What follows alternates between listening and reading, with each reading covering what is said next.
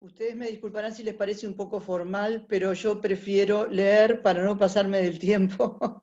Así que preparé simplemente una breve bienvenida para todos y todas ustedes en nombre de OBSUR, la organización a la que pertenezco junto con Nelson. Como integrante de la... ¿Se parece, Nelson? Como integrante de la directiva de OBSUR, les quiero dar la bienvenida a este encuentro global que nos parece especialmente significativo por la temática que nos está convocando. La temática de culturas, espiritualidades y subjetividades en tiempos de pandemia y después. Les cuento que nuestra organización se propone apoyar el desarrollo del pensamiento libre y riguroso a la hora de analizar la coyuntura y de poner en perspectiva los acontecimientos, a veces vertiginosos, del tiempo que nos toca vivir. Nuestra perspectiva cristiana no pierde de vista el poder y el valor de la comunidad como espacio de construcción de ese pensamiento y por ello valora particularmente encuentros de este tipo. Porque lo comunitario no solo implica lazos de vecindad, de encuentro cercano o de conocimiento de largo tiempo. Lo comunitario, como en este caso, implica también impulsar el desarrollo de un pensamiento que se construye desde diversos lugares del mundo, pero con unas interrogantes comunes que lo interpelan. Interrogantes que se han colocado en esta convocatoria y que seguramente dispararán un entramado conceptual rico y desafiante. Asimismo, la diversidad geográfica y experiencial de quienes participan hoy, sin duda, aportará una perspectiva diferente que desde ya saludamos calurosamente. En este sentido, el Observatorio del Sur, que hoy represento, les da la bienvenida y los invita a continuar el camino de construir pensamiento que nos ayude a interpretar, pero también a orientar el accionar humano. La expectativa es alta porque arduo es el desafío y los tiempos de pandemia signan un presente con reglas que se tambalean en una realidad que al romper las reglas del juego cotidianos que constituían lo normal, nos impulsan a una profunda reflexión. La cuestión tal vez es rescatar desde la esperanza del espíritu humano, expresión del espíritu divino que da sentido y orienta la existencia planetaria, aunque a veces no sea del todo evidente. Las tecnologías hoy día nos permiten ampliar el horizonte y compartir reflexiones sobre las complejidades de lo humano y la vida espiritual en tiempo real, tal como sucede en este encuentro por Zoom que impulsamos con esperanza y con alegría. Le doy lugar ahora a Nelson para que enmarque este diálogo global y desde ya les agradezco en nombre de OBSUR y de la Universidad de la República su participación y el resultado, que no me cabe duda, será de excelencia. Nelson Villarreal Durán es filósofo y cientista político, docente de Historia de las Ideas de la Facultad de Derecho de la Universidad de la República, integra las siguientes redes temáticas: Red de Laicidad, Red Temática de Estudios del Desarrollo, Red de Renta Básica Universal de la Universidad de la República, Red Iberoamericana de Estudios del Desarrollo. Integra la directiva de OBSUR y coordina la iniciativa de Diálogos Globales. Nelson, la palabra es para ti. Agradecer a todas las y todos que han respondido a esta propuesta. Estos diálogos globales los hemos pensado en el marco de nuestro rol de docente e investigador en Historia de las Ideas de la Facultad de Derecho de la Universidad de la República, con la RIED, que es la Red Iberoamericana de Estudios del Desarrollo, y OBSUR, este centro de investigación, documentación y promoción humana y ecológica y ecuménica que estamos trabajando conjuntamente con Alejandra. A quienes entonces agradecemos porque apoyan este tema. Yendo un poco al contenido, tanto para quienes están escuchando en el Zoom como para quienes nos siguen por Facebook. Si nosotros nos planteamos de alguna manera que el proceso evolutivo instaló a la especie humana como un animal cultural y simbólico, no porque otras especies no tengan algún rasgo puntual de esas características, sino porque los humanos somos la máxima expresión conocida de ese diferencial, donde la condición de la subjetividad en alteridad y la espiritualidad como trascendencia son la otra cara de la exterioridad material y física que nos sitúa en el devenir histórico. Dos dimensiones que son inseparables, ¿sí? La subjetividad y la objetividad, lo material y lo espiritual, que se determinan o condicionan mutuamente en la singularidad social de tanto los pueblos, las comunidades, las personas en lo territorial, la condición étnica racial, la condición de género, lo etario, la diversidad sexual, y las visiones de la divinidad que nos enfrentan al dilema por el sentido o los sentidos y vivencias de la existencia que nos humaniza o nos deshumaniza. Esta condición se ve hackeada en la historia por la tensión entre el desconocimiento de la singularidad de los pueblos y personas en las formas de explotación, opresión, dominación. Por otro, el impulso emancipador de reconocimiento de pueblos y personas ante la negación que muchas prácticas dominantes tienen y que se agudizan en la pandemia actual. Por tanto, ¿en qué medida las tradiciones espirituales y los procesos de conformación de subjetividades permiten hacer de la cultura y las culturas un espacio que nos permite visibilizar y comprender lo que parece muchas veces sin sentido y eternos retornos en la historia? Este impulso emancipador, que no es lineal y que se expresa en el espiral ascendente de la historia, donde en sus recodos encontramos el misterio de la existencia, que no se devela totalmente, pero que tampoco debe renunciar a ser comprendido, a reflexionar y a meditar sobre el reconocimiento que somos con los otros, que somos con la otredad, con las otras y los otros humanos, como parte de la naturaleza en esta casa común, al decir del Papa Francisco en la Laudato Si. Lo que encuentra en las subjetividades y espiritualidades diversas que se construyen y se deconstruyen constantemente a partir de cómo nos vivimos y actuamos, de cómo sentimos, soñamos y nos vinculamos en referencias que nos permiten interpretar los dilemas de sentido que nos plantea la cotidianeidad para que deje de ser extraña y podamos salirnos de la alienación en que muchas veces estamos como personas, comunidades y pueblos. La ética, la estética, la sexualidad, la política, la religión, son espacios que configuran mucho de lo constante que somos como culturas, pueblos, comunidades y personas. No solo la economía, los mercados, las instituciones sociales, políticas o religiosas, los poderes que configuran la realidad que condiciona a los que no están visibilizados o reconocidos en una alteridad que los sitúa como interlocutores con derechos o falta de ellos, en las mismas condiciones que los que usufructan los beneficios de lo que ha devenido el mundo en el que vivimos. Nos encontramos no solo ante fundamentalismos inspirados en visiones irracionales, sino ante racionalidades dominadoras y no emancipadoras que violentan a pueblos, comunidades, géneros y personas de distintas formas. Los callejones sin salida a los que ha llegado la forma civilizatoria actual reclaman que han llegado en este momento, reclaman de alguna manera que podamos tener un abordaje desde las tradiciones culturales y subjetivas que en ese contexto puedan mostrarnos qué procesos tenemos que abordar.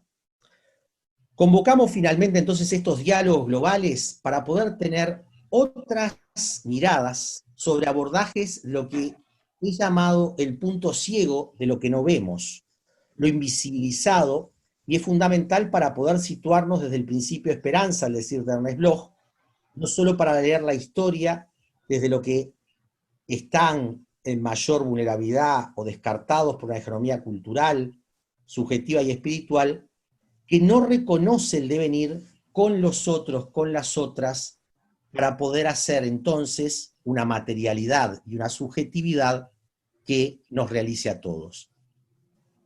Disciplinas como la antropología, la teología, la sociología, la filosofía y la poesía nos pueden dar pistas en estos momentos de panópticos, burbujas, cambio civilizatorio, de construcción de paradigmas, reacciones y miedos de lo distinto, la xenofobia, el racismo y las desigualdades desencadenadas de manera brutal. Por tanto, queríamos convocar a este diálogo global teniendo otra mirada distinta a la que hemos tenido en los anteriores. Dimensiones que parecen estar lejanas, pero son muy presentes. Con esto doy entonces introducción a el diálogo, donde vamos a tener 4 primeras exposiciones, hablado con las expositoras, los comentaristas. Vamos a tener unos 12 minutos más o menos cada una y cada uno. Le voy a dar la palabra a Shirley Campbell Barr, pero le quiero presentar rápidamente. Es escritora, antropóloga cultural, poeta afro-costarricense, autora de ese poema rotundamente negra que impacta a activista del movimiento afrodescendiente en América Latina, y viene participando en distintas actividades. Bien, le pido a ver que tenemos alguien tiene abierto. Solange tiene abierto, tendría que cerrar. ¿Quién tiene abierto? Solange do Campo. Do Carmo. Yes. Peraí, só um minuto. Solange, cierra tu micrófono. Peraí. Tú lo podés cerrar, Nelson, desde tu cosa. Bien. Entonces, te damos la palabra, Shirley.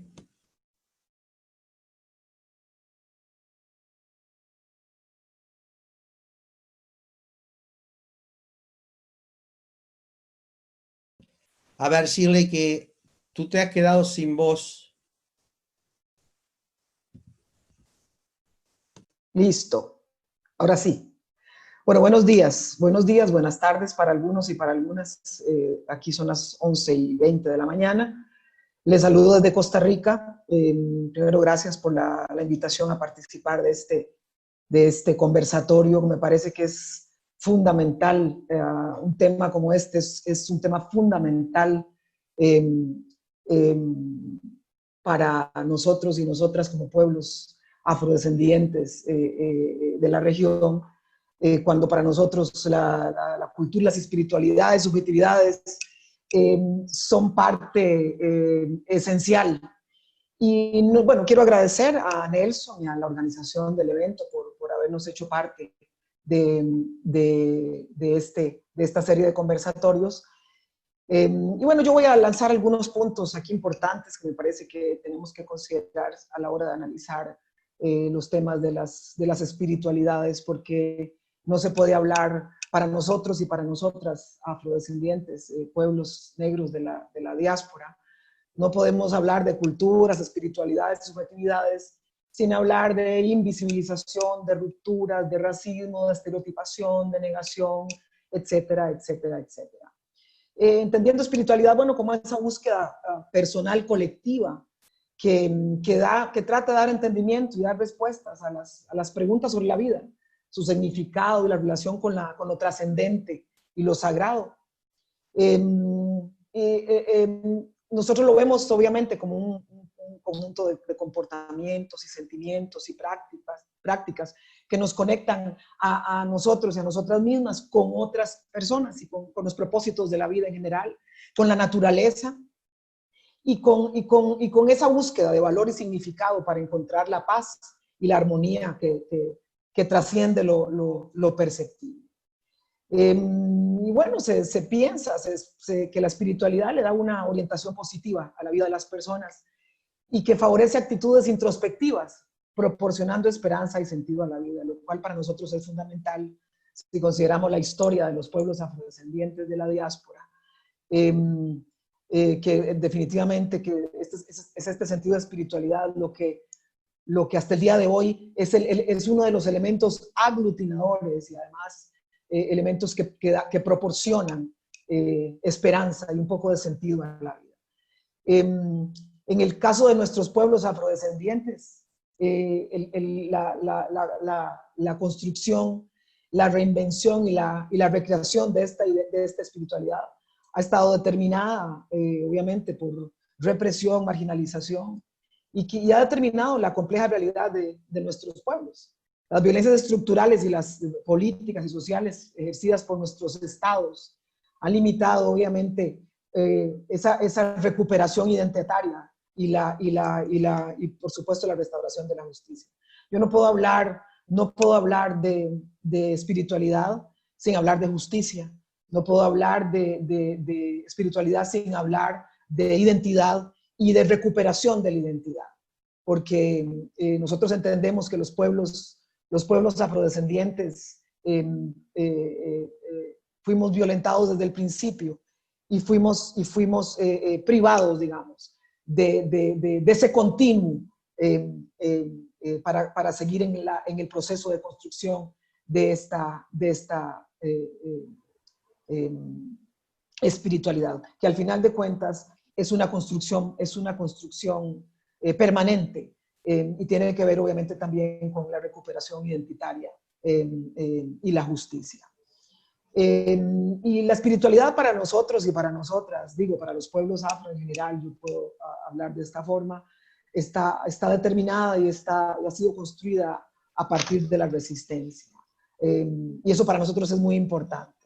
Esta resistencia que en determinados momentos permitió establecer por todo el continente sociedades rebeldes, palenques, cimarronajes, quilombos, con los fugitivos que intentaban de alguna forma mantener y recuperar realmente. Esos fueron como baluartes de resistencia que nos permitieron lo que hoy podemos llamar como esa construcción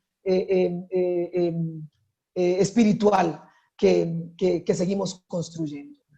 Algunos de estos palenques, de estos asentamientos rebeldes nunca fueron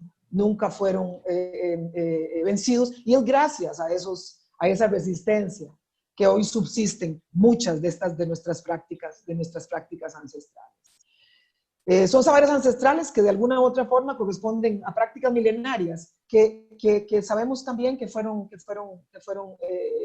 cortadas violentamente en determinado momento, pero bueno, corresponden a parte de esta práctica milenaria, pero muchas veces también han sido recreadas a partir de la memoria oral, de lo único que fue rescatado y que se encarna en valores diversos y diferentes a los del mundo, podemos decir el mundo moderno, que se ha construido desde una base directa con relación con la naturaleza, respetando los seres vivos y sus divinidades, una ancestralidad con marcos normativos propios, pero resultante a menudo de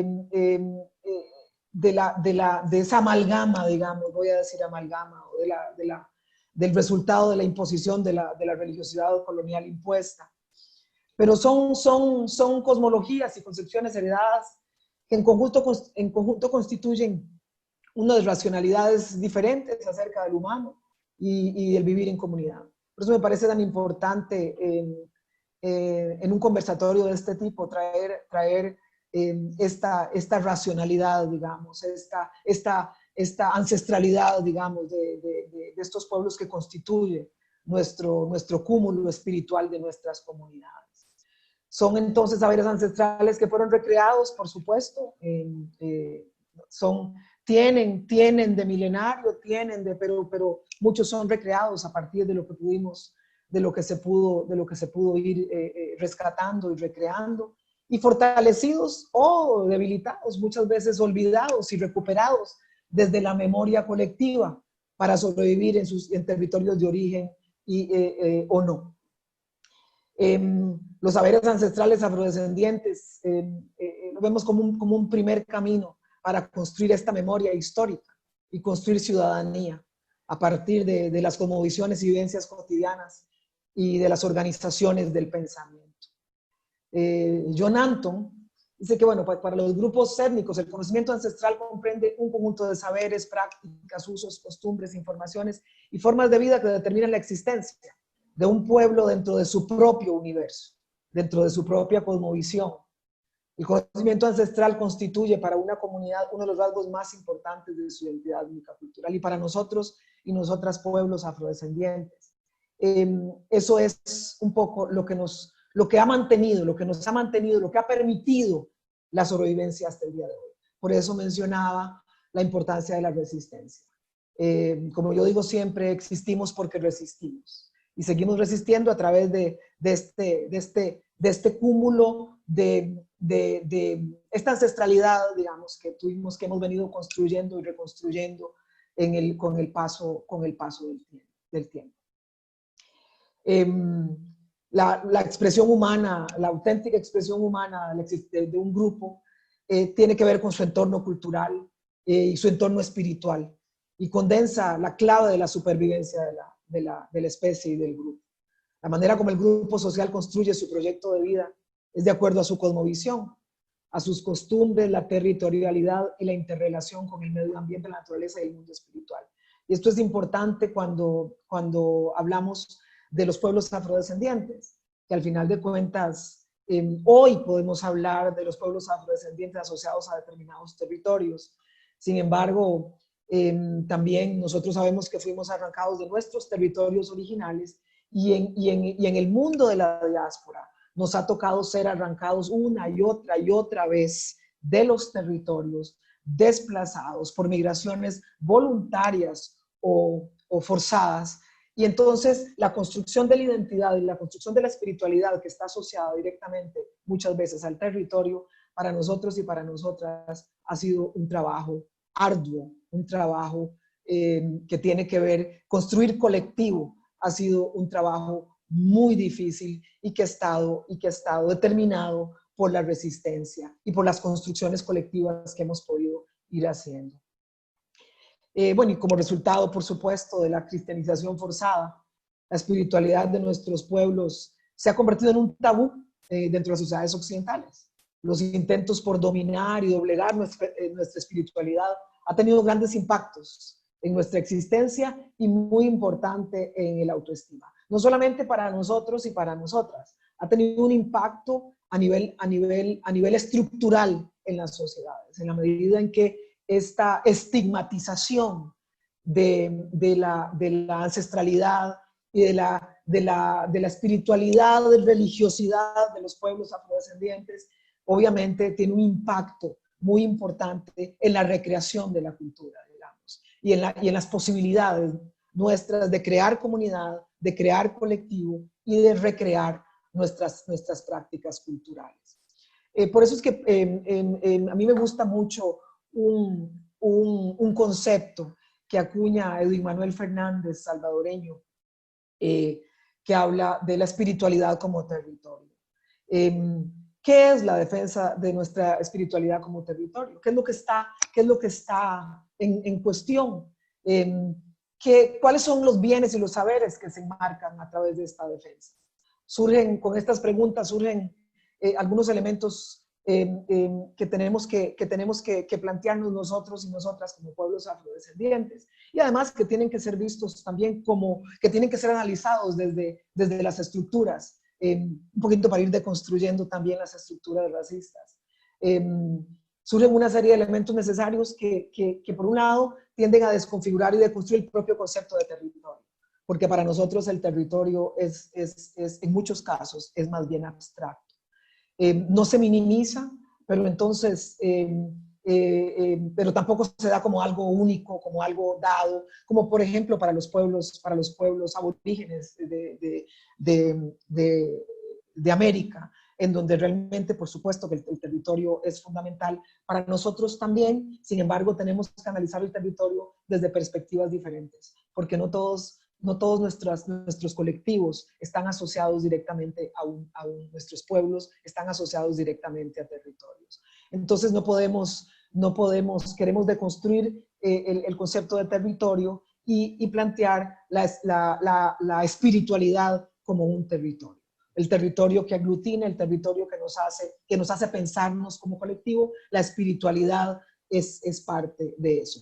Al final, aún considerando las diferencias, las grandes diferencias que podemos encontrar, no solamente en el continente africano, de donde originalmente venimos, porque es un continente, son muchísimas culturas, sin embargo, también la pluralidad de pueblos afrodescendientes en las Américas, sin embargo, hay algunas raíces comunes y tienen que ver mucho con esta espiritualidad y además con la resistencia que nos ha tocado, tiene que ver con justicia, tiene que ver con pertenencia, tiene que ver con despojo y finalmente tiene que ver con replantear la naturaleza y el origen de las acciones que han hecho surgir esta disputa en los escenarios sociohistóricos que se trazan y construyen a partir de estos procesos que nos ha tocado vivir.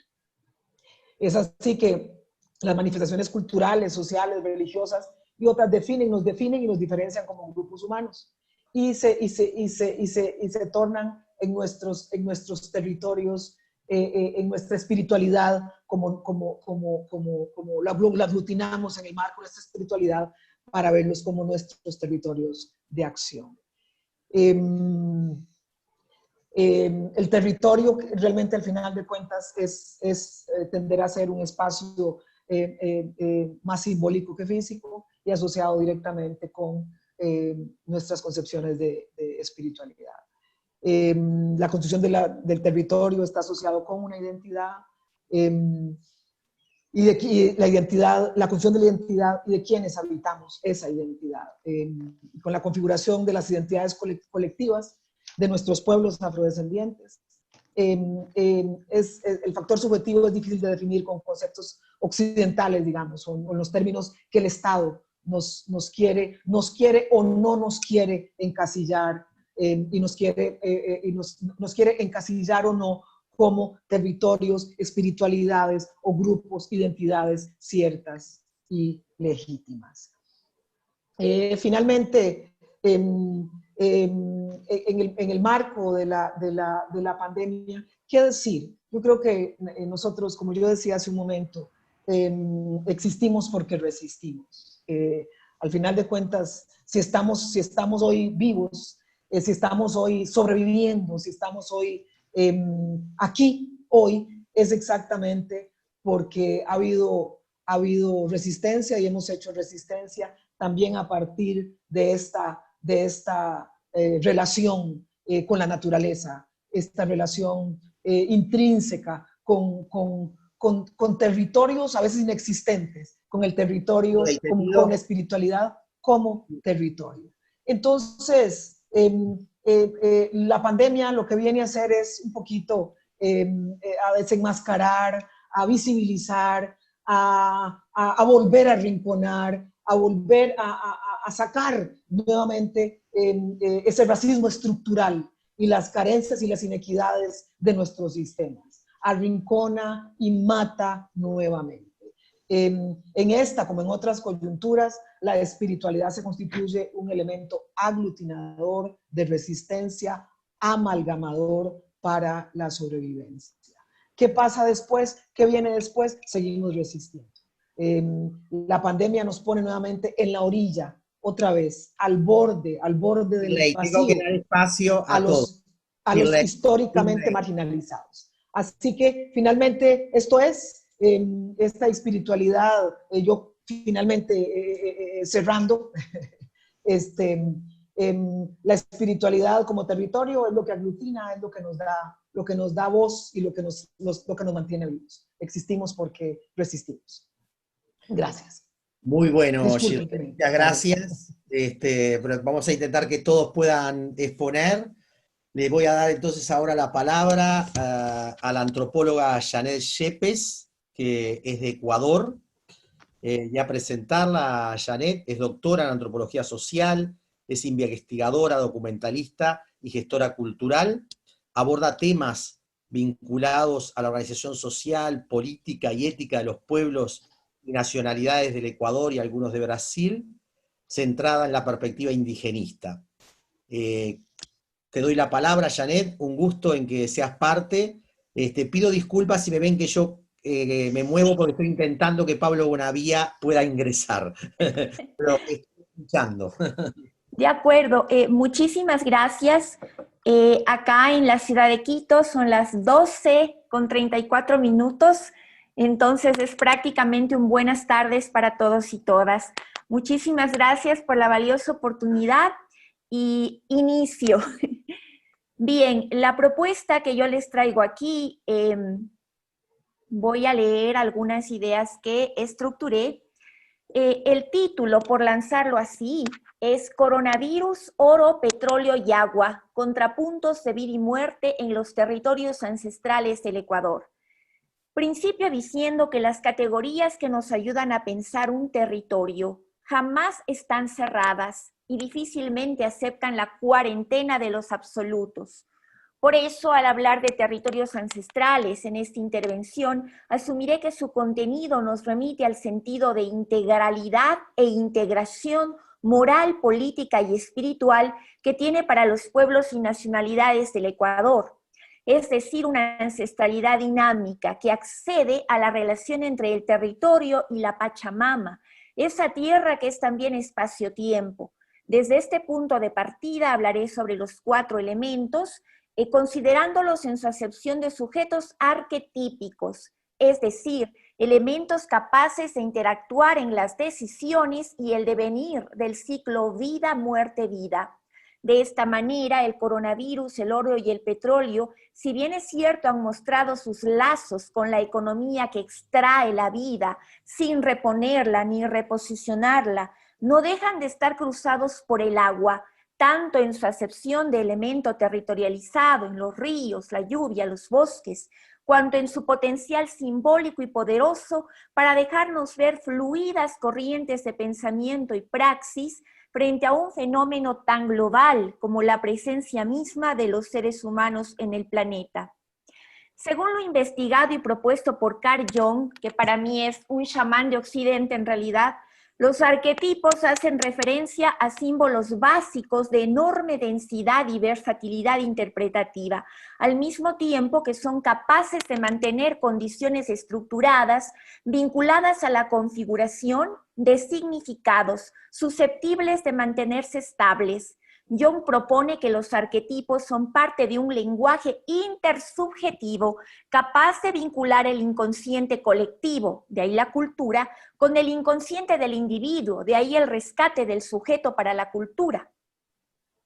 Cuando Carl Jung decidió poner a prueba estas ideas seminales, extendió sus exploraciones investigativas a varios pueblos no occidentales, encontrando en las prácticas de los sabios, curanderos, brujos, analogías importantes con su propuesta de vinculación de los arquetipos del inconsciente colectivo y el individuo, encontrando además que, a diferencia de la individualidad urbana occidental, entre aquellos pueblos que visitó, las propuestas civilizatorias observadas daban cuenta de la posibilidad de materialización de aquellos arquetipos en las relaciones sociales, en la organización política, en la configuración territorial. Es decir, no hay una división tajante y per se entre la cultura y la organización social y lo que el individuo produce como significado. De ahí la potencia de la espiritualidad.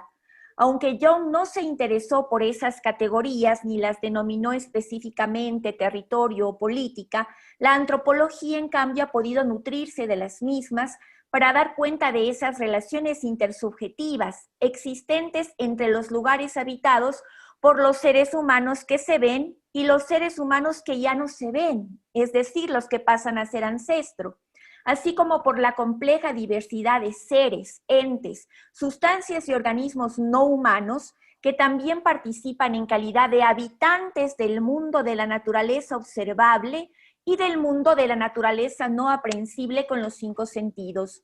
De esta manera, el mundo que se ve y el que no se ve participan de dinámicas organizadas, capaces de crear sentidos y significados sustanciales, sin por ello quedar anquilosados en el esencialismo, permitiendo así que tanto los sujetos cuanto los colectivos interactúen desde sus propuestas culturales, espiritualidades y subjetividades en el contexto de un ciclo que nos abarca a todos, la vida, muerte, vida.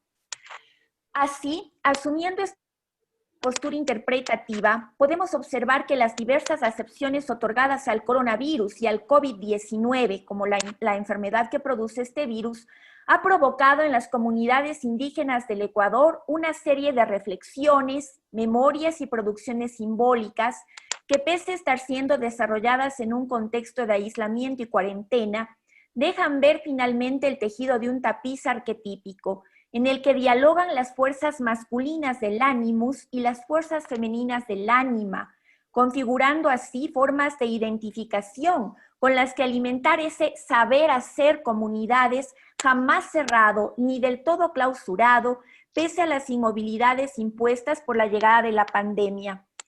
El coronavirus llegó a las comunidades indígenas de la costa, la sierra y la Amazonía como un ser interpretado como parte del mundo no humano que no se ve, un virus llegado desde un continente desconocido que, pese a haber sido nombrado y catalogado desde el lenguaje de la ciencia médica, los médicos tampoco pueden curar. Desde el punto de vista de la experiencia epidemiológica de las distintas comunidades indígenas del Ecuador, la diferencia con el coronavirus, específicamente con esta pandemia, es que se trata de un ser que no lo pueden curar del todo ni los mismos chamanes y mirucus, ni los mismos médicos. Frente a esta vivencia homologadora, las comunidades indígenas en el Ecuador han convocado al Estado con una mezcla de esperanza y escepticismo, esperando de esta figura la fuerza de la acción que se espera de un arquetipo de fuego, masculino, activo en su potencia máxima, listo y dispuesto a equilibrar el ciclo de la vida, muerte, vida, interrumpido en sus diversas fases. Interrumpida la vida en vista de la cuarentena y los nuevos parámetros de distanciamiento social, interrumpida la muerte por la obligatoriedad de cortar o modificar los ritos mortuorios, interrumpido el enlace con la vida por los cambios y restricciones de actividades económicas. Pese a haber sido convocado, como dije antes, con esa mezcla de algo de esperanza y escepticismo, desde el mes de marzo en que iniciaron las medidas de aislamiento hasta la presente, esta relación se ha deteriorado profundamente, hasta dejar estabilizado al Estado como una figura enlazada a la muerte y al olvido.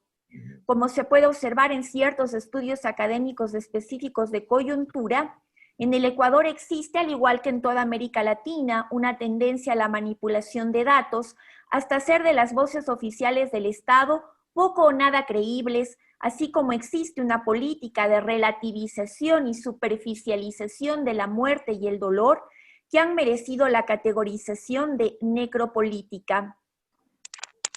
De alguna manera, la presencia del coronavirus en las comunidades indígenas amazónicas del país han tenido además una suerte de presión extra debido al derrame de petróleo acontecido en el mes de abril en las principales fuentes fluviales de la Amazonía. En mi país, el 8 de abril del año 2020 se derramaron 15.800 galones de petróleo, afectando a una población de 27.000 personas indígenas que viven de estos ríos a lo largo de los ríos Coca y Napo. Orientados desde el mes de marzo por las dirigencias comunitarias locales y nacionales, las comunidades indígenas comenzaron a prohibir el ingreso de personas externas a las comunidades para evitar el contagio del virus. Las poblaciones amazónicas comenzaron entonces a concentrarse más todavía en sus propias prácticas de autosubsistencia. La llegada de esta ola de petróleo más el coronavirus encerró a estas comunidades en una situación de cuasi hambruna, ante lo cual los responsables del gobierno respondieron que no había nada de qué preocuparse porque las exportaciones petroleras estaban garantizadas. Frente a esta respuesta completamente fría, cruel y descarnada, las comunidades indígenas han intentado posicionar su queja en organismos nacionales e internacionales. En los territorios andinos de mi país y en los pueblos indígenas de la costa ecuatoriana, aun cuando no existe esta presión del derrame petrolero en la Amazonía, existe sí un contexto en el que, aprovechando la pandemia, el Estado ecuatoriano ha cuasi cerrado importantes contratos con grandes mineras, prácticamente declarando los terrenos como baldíos. Ahora, recién me acabo de comunicar. De esta manera, hablar de palabras como jengume en el idioma chapalachi, ibia en el idioma shuar, supay en el idioma quichua, son alusiones arquetípicas referentes a los seres de las sombras, a demonios que tienen la capacidad de avanzar, destruir y apoderarse de grandes cantidades de energía a través de la manipulación de las artes de hacer morir. Por eso, cuando las dirigencias indígenas del Ecuador coinciden en que la intervención del Estado es semejante al jengume que avanza, al ibia sin control, al supay enloquecido, es evidente que existe un tejido supracolectivo de sentidos interpretando, ya no calificando o adjetivizando, una realidad profundamente peligrosa.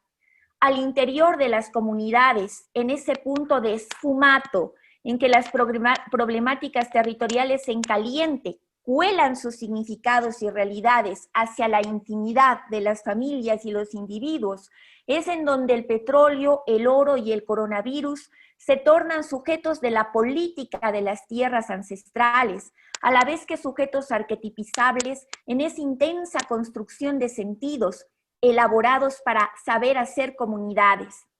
Interpretadas por el Estado como enclaves suspendidos en el tiempo y despojados de su complejidad y contemporaneidad, los pueblos y nacionalidades del país son borrados como sujetos de derechos, eufemizados como sujetos de la política y se intenta además borrarlos como individuos. Pero si el Estado y el territorio están hechos por linderos y títulos susceptibles de trampas y juegos, para los pueblos y nacionalidades la tierra está hecha de lazos, de uniones, de nódulos que la vinculan con el agua para forjar territorios acuáticos, territorios boscosos, territorios desérticos, territorios montañosos, territorios celestes, como decía Shirley, espirituales, y hasta territorios subterráneos, conmensurables en la medida de las necesidades íntegras de los seres humanos y no humanos, e inconmensurables al mismo tiempo, desde que las categorías espacio y tiempo son asumidas como un todo en el multiverso de esta manera de comprensión de la espiritualidad. Nosotros, abro comillas, aquí en las comunidades, nos curamos con tilo, dulcamara, gallinaza, Espíritu Santo, nos curamos con eneldo, flor amarilla, bejucos, descubrimos una tomita para expulsar las flemas, pusimos en infusión aquellas hojas para que los abuelos puedan respirar mejor. Cierro comillas. En otras palabras, la comunidad transformó el agua que mata, el agua que estaba siendo asesinada, en agua que sana. Aprende cada día de ese ambiguo y nuevo ser del mundo que no se ve, llamado coronavirus, observando cómo se desplaza por los sueños de los enfermos, las visiones de los abuelos y los cuerpos de hombres, mujeres y niños en los que ya se encuentra presente. Estoy finalizando ya. En el lenguaje de los arquetipos, la romantización o edulcoración de las realidades no es posible. Hablar de las aguas que sanan frente al avance del jengume enloquecido y destructor no es contar la historia de las comunidades haciendo uso de plantas medicinales solamente, ni de prácticas de resistencia ancladas en este o aquel discurso de coyuntura. Saber preparar aguas medicinales es aportar con un camino para la restitución de la sombra que avanza a un nivel en el que pueda coexistir sin dañar el delicado tejido de la vida. Ayuda a sobrepasar los cada vez más desafiantes periodos de resiliencia y principalmente permite la reinterpretación de las memorias de los abuelos y abuelas que han partido a causa del coronavirus en el contexto de las diversas camadas de dolor que forman parte ya del paisaje del alma. El saber hacer aguas medicinales para la cura de un nuevo mal es también una manera de conjurar las memorias dolorosas, accionando antiguos y nuevos parámetros en los que se asocian el encuentro con la tierra como madre curadora, la mediación de las manos que cuidan, el raciocinio científico que mide, experimenta y guarda posologías y taxonomías. Es una oportunidad para la exigencia del derecho a ser y para demandar una posición justa y coherente en el tiempo contemporáneo, posicionando claramente que una cosa significa sentirse afectado por una realidad externa y otra muy distinta, el y los impactos verificados en la experiencia de los pueblos y nacionalidades indígenas. Concluyo. El agua, como arquetipo del ánima dinamizadora, va a colocar un contrapunto frente al jengum enloquecido que avanza, y como agua medicinal va a traer sobre las tierras ancestrales prestigio, densidad social, aportes plausibles a la ciencia médica, va a proveer a las generaciones presentes motivos para seguir vivas, para avisorar un futuro de individuos integrados, fortalecidos con la energía vivificante de seres con historia vinculados a la historia de los seres. Muchas gracias. Lindo. Muy lindo, muy interesante, Janet, lo mismo de lo de Shirley, una mirada desde los pueblos afrodescendientes en las Américas, una mirada desde el indigenismo, en un análisis que les pido a los que hablamos castellanos por Solange Docampo, que no quede con su portugués intentando comunicarnos, pero muy ricas estas intervenciones. Nos vamos a otra parte del mundo ahora. René Jatar, que nos conocemos desde hace 2 años casi, ella es de Jordania, es cientista social, es directora de un instituto interreligioso, tiene una especialidad en música y paz por la Universidad de Granada, es licenciada en lenguas modernas, en francés, alemán, habla un castellano perfecto, es jefa del Departamento de Estudios Internacionales del Real Instituto de Estudios Interreligiosos de Jordania. Tiene realmente una profusa también formación como las dos expositoras anteriores, y creo que es muy interesante poder tener una mirada desde Medio Oriente, desde otro lugar, sobre esta temática que de alguna manera queremos generar empatía, salirnos de las burbujas y del panóptico que el mundo ha creado, y provocar un diálogo mucho más horizontal. René, te doy la palabra. Gracias, Nilsson. Es un honor estar con este grupito y de nuevo participar en un diálogo tan rico y tan importante en estos momentos. Son casi las 9 de la tarde aquí en Jordania, así que os saludo a todos.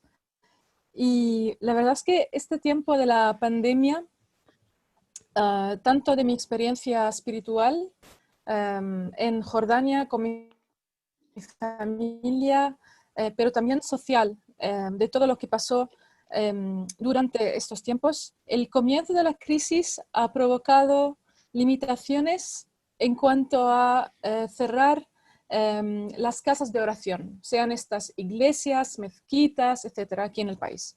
Entonces, solo para daros una idea, Jordania es un país con una mayoría de musulmanes, pero un 4% casi de cristianos de todas las iglesias, y unos grupos de drusos, de bahaí, de varias religiones que son en muy pocos números, digamos. Entonces, el cierre de las mezquitas y iglesias ha causado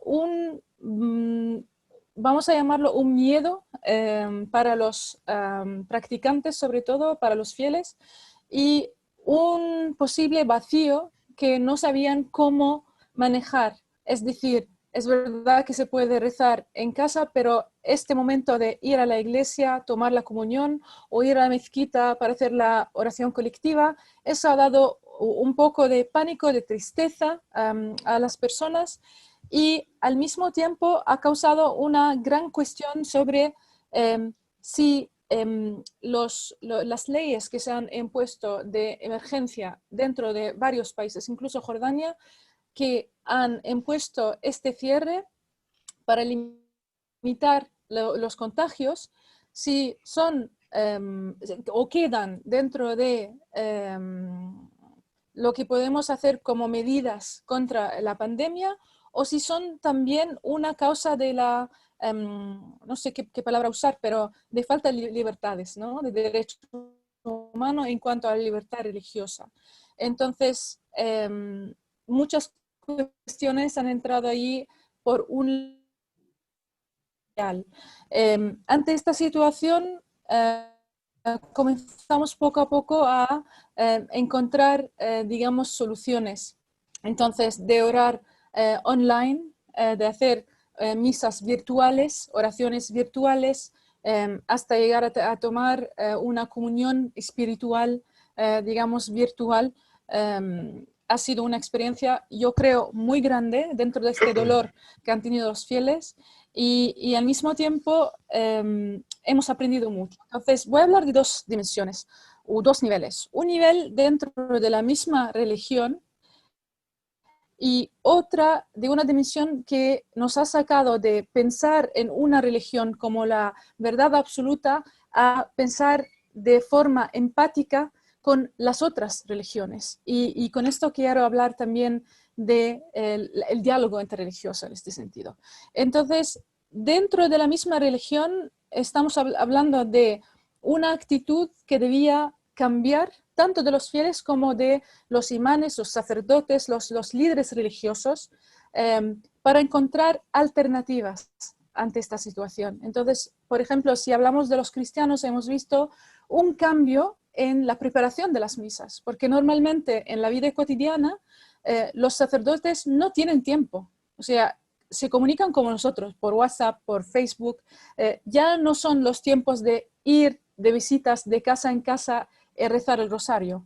Entonces, claro, para preparar las misas no hemos sentido la misma atención antes del tiempo de la pandemia como el tiempo de la pandemia, porque todo estaba muy bien preparado, eran en pocos números, con esta distancia entre ellos, han preparado muy bien los cantos, tanto la música también ha mejorado en las misas que se transmitían online.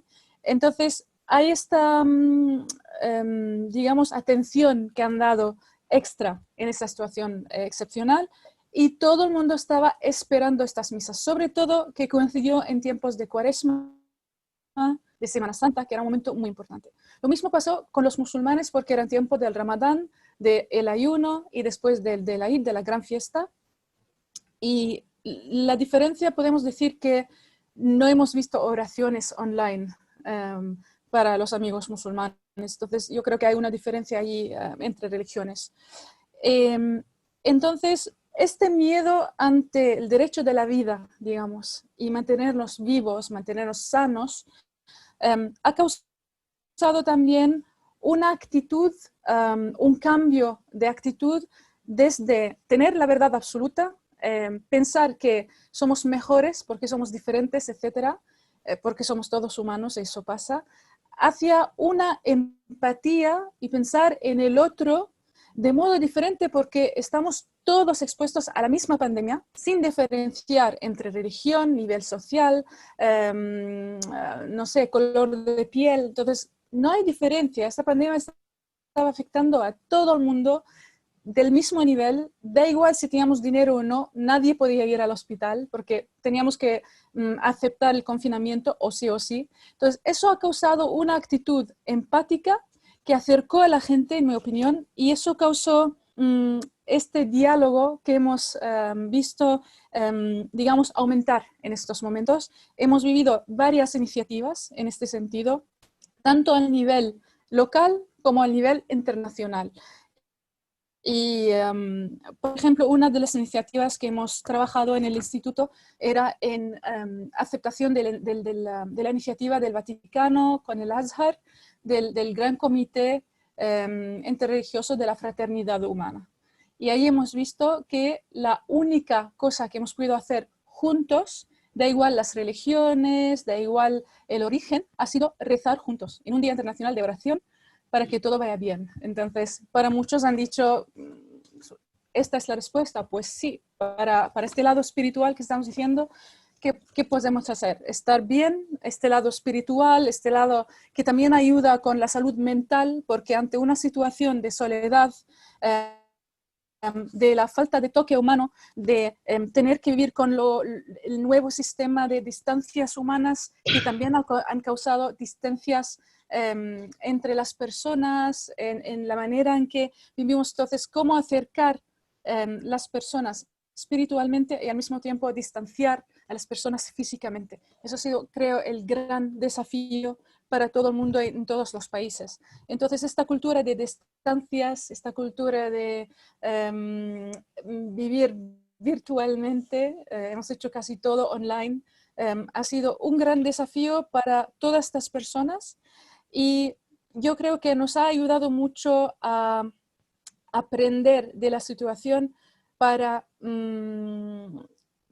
entender que ante esta necesidad y ante este derecho a la vida hemos aprendido un poco de humildad para saber que nada sigue igual, no somos perfectos, no podemos salir de esta situación tan fácilmente.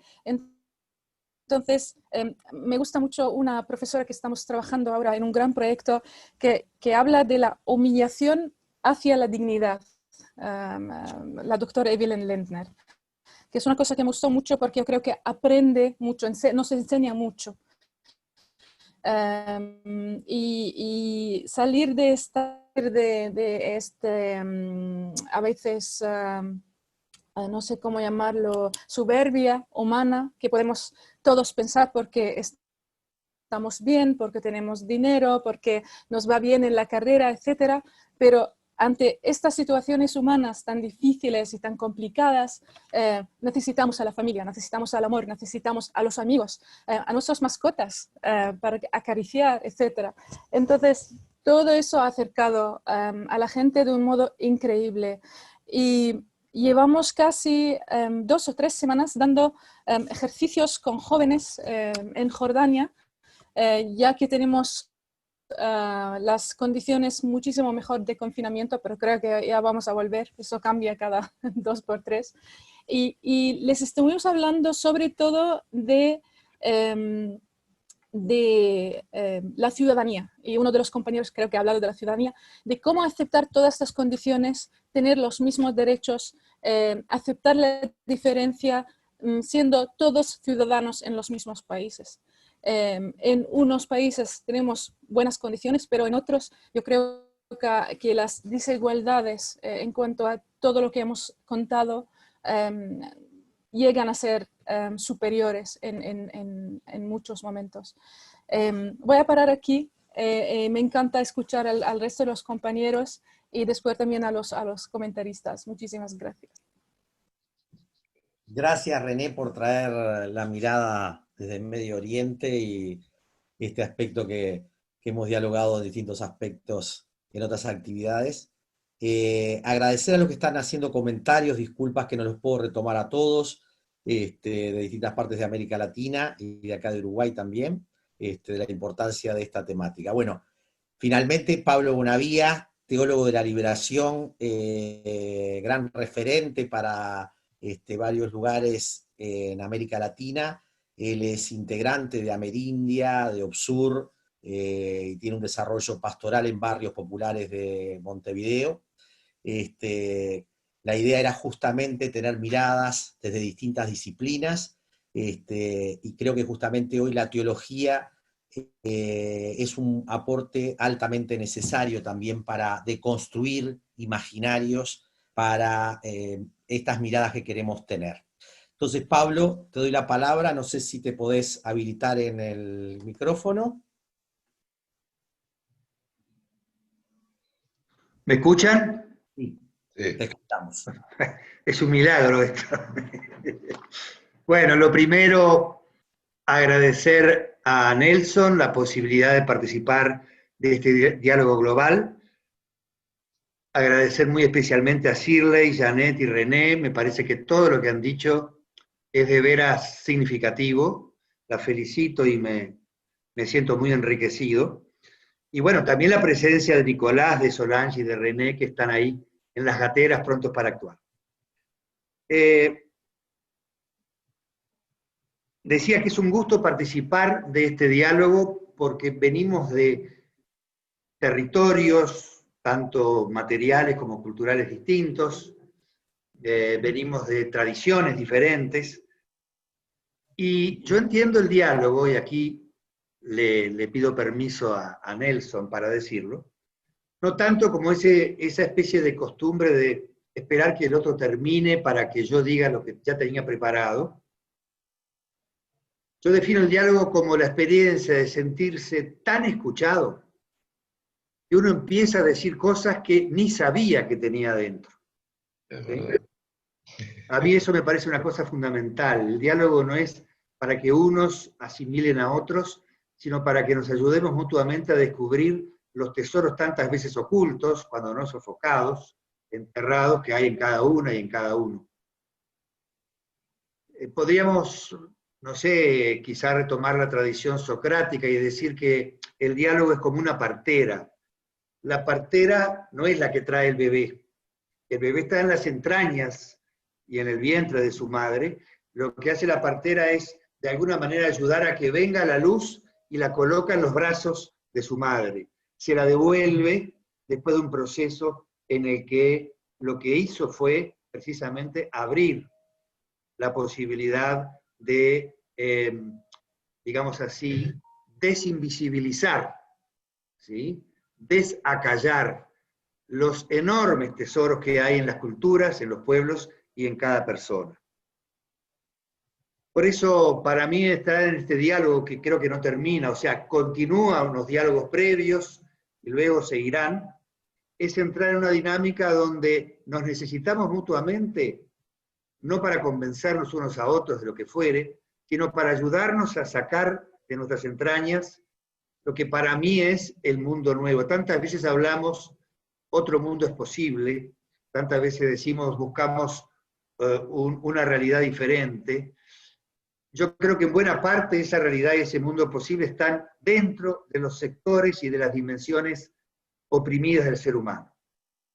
Liberar a las personas, los grupos, las culturas, de aquello que les impide ser ellas mismas, es precisamente bueno, el camino para poder construir un mundo que ya está en germen, pero que no lo dejamos nacer, ¿sí? Creo que eso es una buena noticia y creo que la teología, en nombre de la que no voy a hablar de la teología en general, sino la teología latinoamericana de los últimos decenios, con, me parece, suficiente humildad y suficiente atención a lo que va pasando, entiende que hay algunos principios para retornar a lo esencial de la fe cristiana, ¿sí? Para decirlo muy, muy en grueso, yo entiendo que la fe cristiana ha estado colonizada. Me llama la atención que no hayamos usado esa terminología, pero los conceptos fueron ya vertidos por quienes hablaron antes. Estamos colonizados por una manera de entender la vida y la historia desde la modernidad, en el sentido más clásico del término, donde priman las relaciones de dominio y no de reciprocidad, ¿sí? Creo que superar el paradigma moderno es, entre otras cosas, descolonizarnos de lo que para nosotros hace grande un ser humano, que no es la autoafirmación, sino el mutuo ayudarse a sacar para afuera las riquezas que cada persona y cada pueblo tiene. Solamente con escuchar lo que acabamos de hacer respecto de la espiritualidad del territorio, respecto a el papel de la Pachamama y del territorio en los pueblos indígenas, y el papel de la desabsolutización mutua que da el diálogo interreligioso, ya con eso solo me parece que hay mucho. Un primer concepto que yo diría de lo que es nuestra tradición teológica, y acá estoy viendo a Solange, que la saludo, porque yo la encontré en el Congreso Teológico de Amerindia en el año 2015, y me alegro de que esté con nosotros.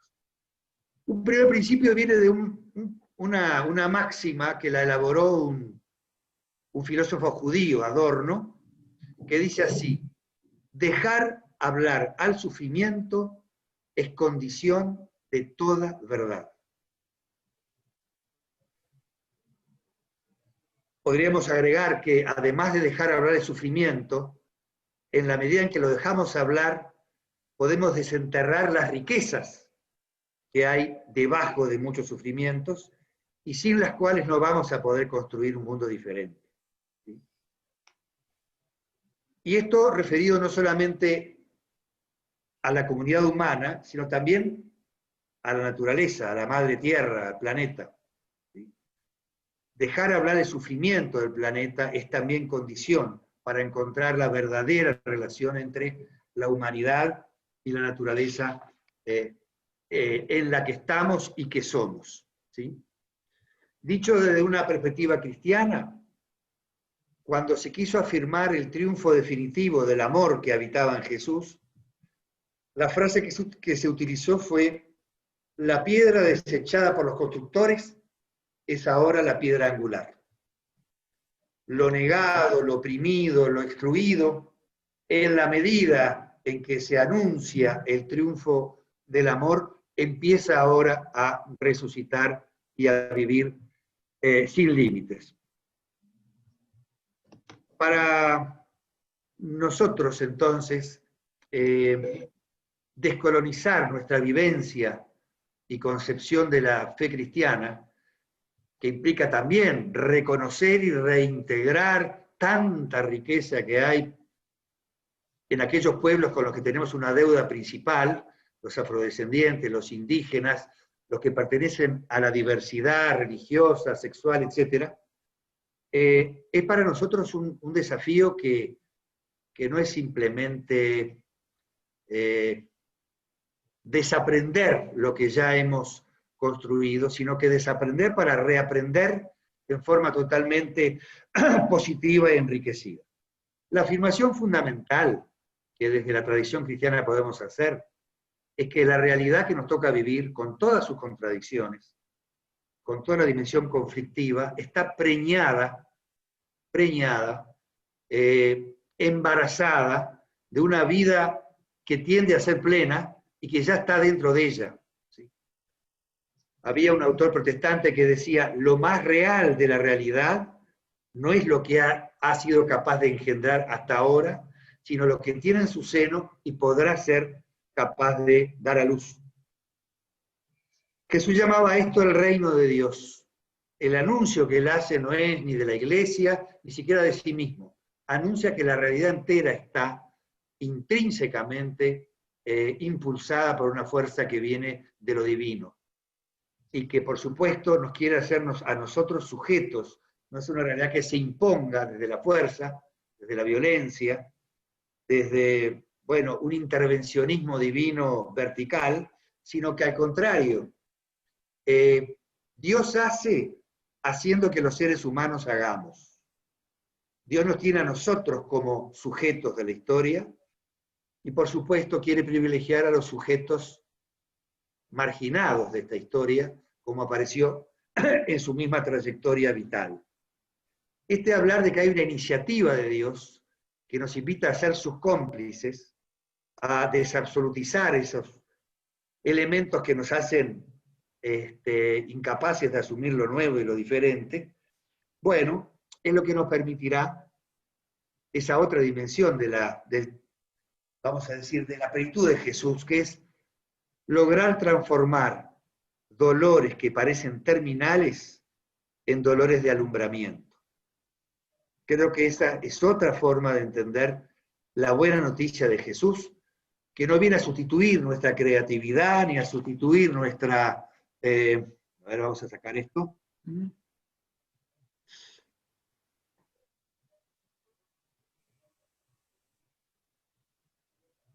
Ahora sí. No viene a sustituir nuestra creatividad, nuestro difícil, y como decía Nelson, nada lineal esfuerzo por construir la historia, esta especie de circularidad que nos invita a asumir lo mejor de la tradición y lo todavía inédito. bueno, esa realidad está intrínsecamente impulsada por lo divino, por Dios, por lo trascendente. Para ir redondeando y viendo que se empieza a hablar de la vieja normalidad y la nueva normalidad, para nosotros esta experiencia de la pandemia, por un lado, desinvisibiliza muchas realidades que la vieja, entre comillas, normalidad ocultaba, y por otro lado nos invita a ser creativos, pero sin pensar que vamos a llegar a una nueva normalidad, porque la verdadera normalidad estará siempre alentando los esfuerzos de los seres humanos por transformar relaciones de dominación con la tierra y entre sí por relaciones de reciprocidad y de fraternidad.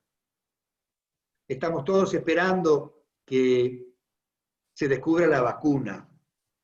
Para mí, sin embargo, sería un grave error pensar que esta pandemia se soluciona con un recurso técnico, que es una forma también de ocultar los cambios antropológicos, sociológicos y culturales, y también ecológicos, sin los cuales no va a haber una normalidad a la altura de la dignidad de la tierra y de los seres humanos.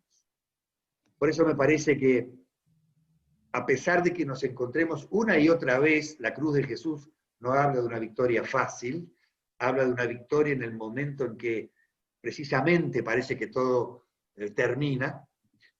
Bueno, el desafío de cambiar nuestros paradigmas personales, culturales, políticos y económicos, se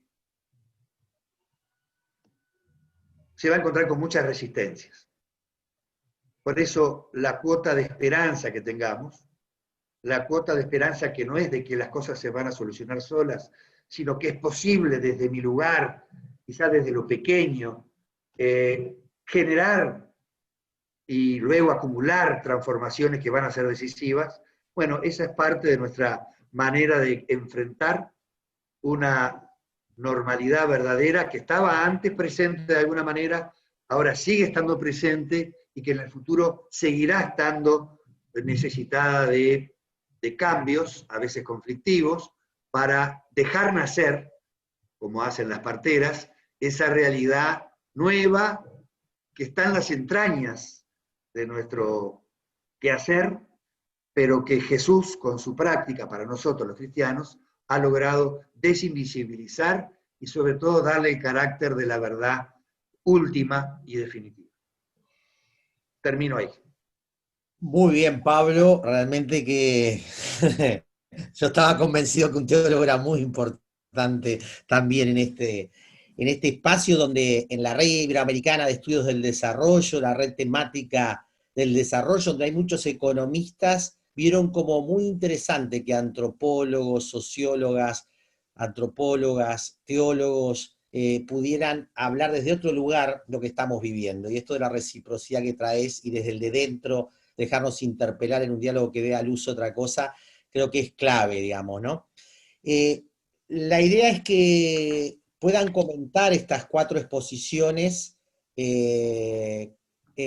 4 también personas que tienen una formación lo suficientemente como para hacer una exposición, pero la idea era que mantener 8 exposiciones de corrido no ayudaba, y la metodología es que, bueno, puedan retomar algunos de los aspectos expuestos en la primera parte y puedan incorporar desde su disciplina y desde su realidad.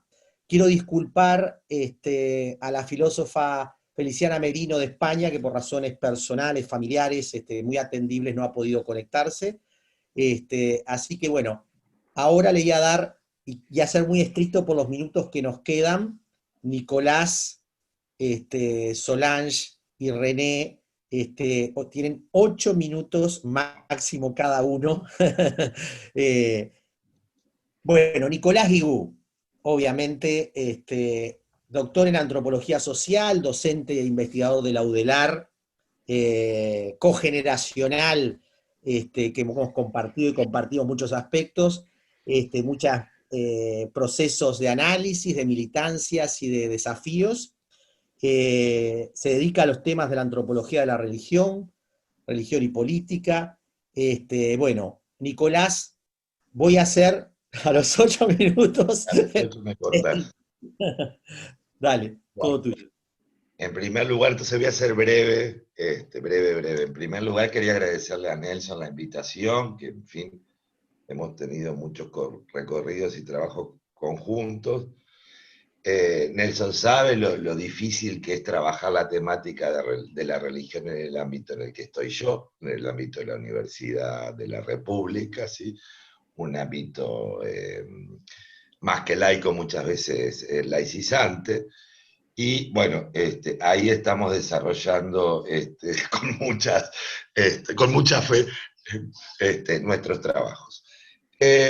Son 8 minutos, así que no sé cómo voy a hacer, porque todo lo que escuché, aprendí muchísimo, me parece extremadamente interesante. Empiezo con Shirley. Shirley, bueno, vivo en un país en el que hace muy poco se empezó a hablar de racismo estructural, a partir de algunas investigaciones nuestras, y de un concepto que inventé yo hace poco tiempo, que se llama racismo envolvente. Comprendo perfectamente la situación y muchas veces la invisibilidad de los efectos de la pandemia en los diferentes grupos afro. Aquí en Uruguay, un país racista, está extremadamente racista, o suavemente al estilo uruguayo, pero racista, también está muy presente, con la diferencia que en este país no existe el concepto de territorios étnicos, es decir, hay cosmologías afro, tenemos religiones afro, pero estas no logran o no pueden romper esa racionalidad caucásica, como lo llamo yo, de reconocer territorios, con lo cual un conjunto de situaciones, incluidos los efectos del coronavirus sobre estas comunidades, se resiente profundamente los efectos de análisis y demás. Me gustó muchísimo, hace muchos años que estudio religiones afro-brasileñas, afro-cubanos, afro-uruguayas, así que, bueno, por ahí tenemos mucho de qué hablar. Janet, bueno, como antropólogo me alegra tener alguna compañera de ruta en una antropología egoica como la uruguaya. Yo le llamo la antropología ballista. Puede ser ballista de izquierda, de centro derecha, pero es una antropología ballista. Me alegra mucho que estén trabajando sobre un pensamiento tan denostado como el junguiano, que tiene una cantidad de elementos para aportar una cantidad y para repensar la idea de inconsciente colectivo, de humanidad. ¿Qué pasa cuando esas estructuras simbólicas quedan obturadas? ¿Sí? ¿Cuáles son los niveles de destructividad que se despiertan? ¿Cómo los 4 elementos que vos nombrabas, en fin, las diferentes combinaciones, permiten inclusive generar estrategias cognitivas de cura y de soporte en relación a la pandemia? Así que también tenemos un largo diálogo y me alegra encontrar colegas que estén trabajando en esas líneas tan alejadas de esta antropología egoica en la que habito.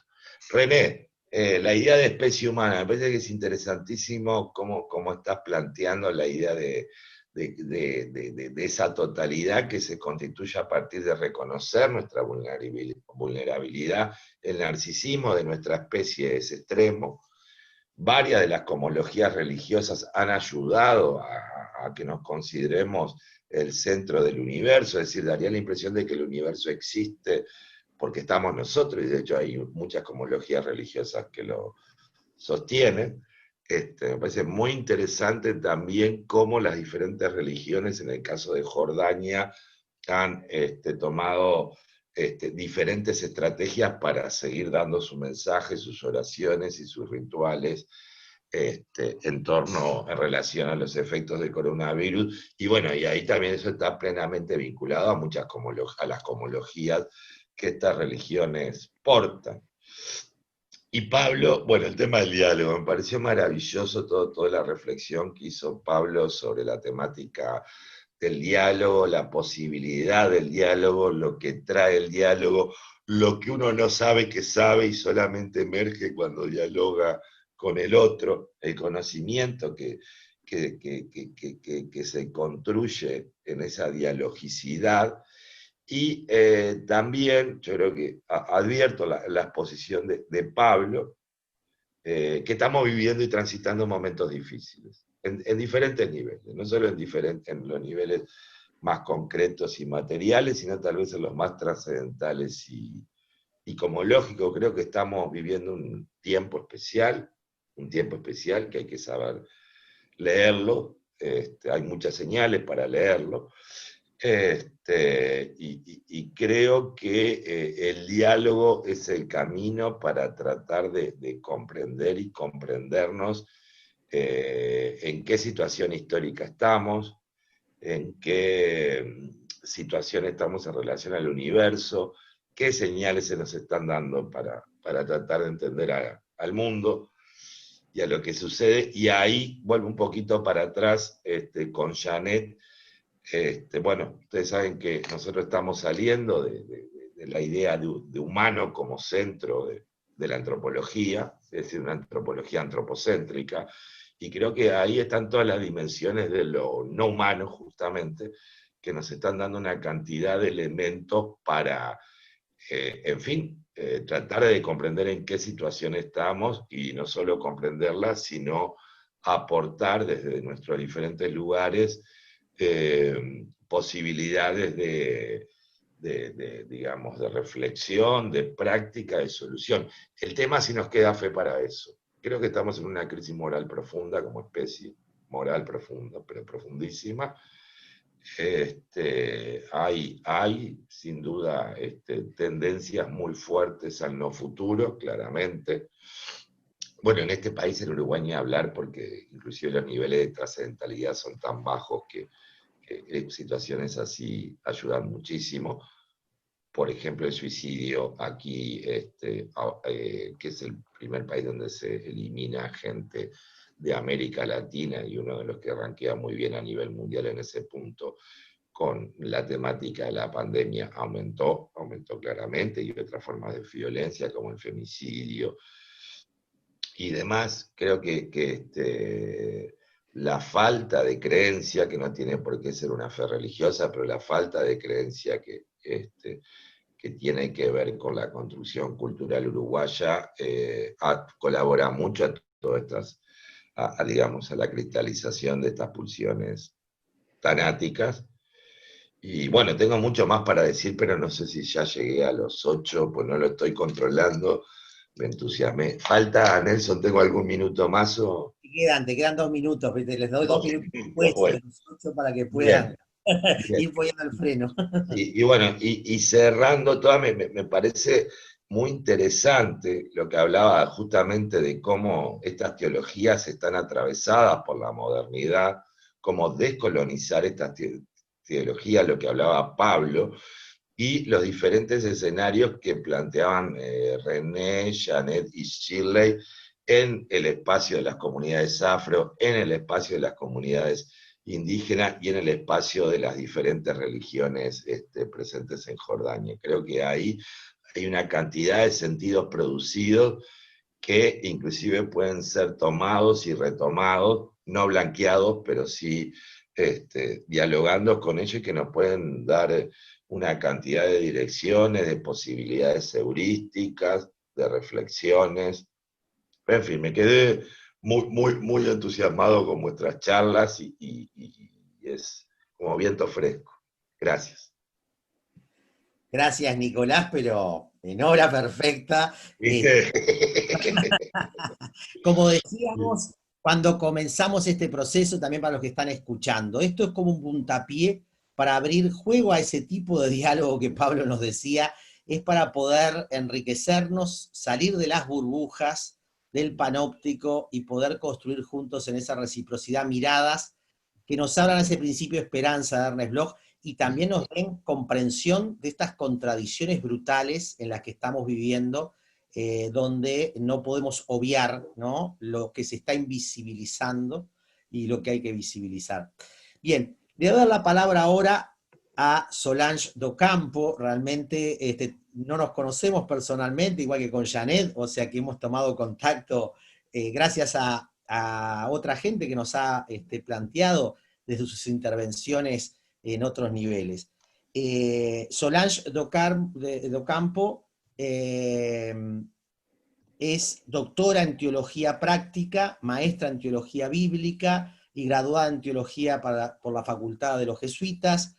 Es también filósofa de la Universidad de la PUC de Minas de Gerais, profesora de teología en el Instituto de las Religiones en Belo Horizonte. Un placer realmente, Solange, cuando Milillo nos propuso tu nombre y tu trayectoria. Y Pablo que dijo, yo la conozco también. Muchísimas gracias. Aquí está interviniendo y me dice, está todo muy bueno, pero falta enfoque de género. Olá, boa tarde. Primeiro agradeço ao Nelson pelo convite para estar aqui com vocês. Eu me delicio de escutá-los em castelhano e vou dar a vocês o direito de também me escutar em português, essa língua maravilhosa do meu Brasil. Fala lentamente y vocalizando. Ok. Sobre todo para Shirley y los que no están tan cercanos a Brasil como nosotros. Ok. Então, não sou capaz de falar em castelhano, perdoe-me, é preciso que eu fale em português.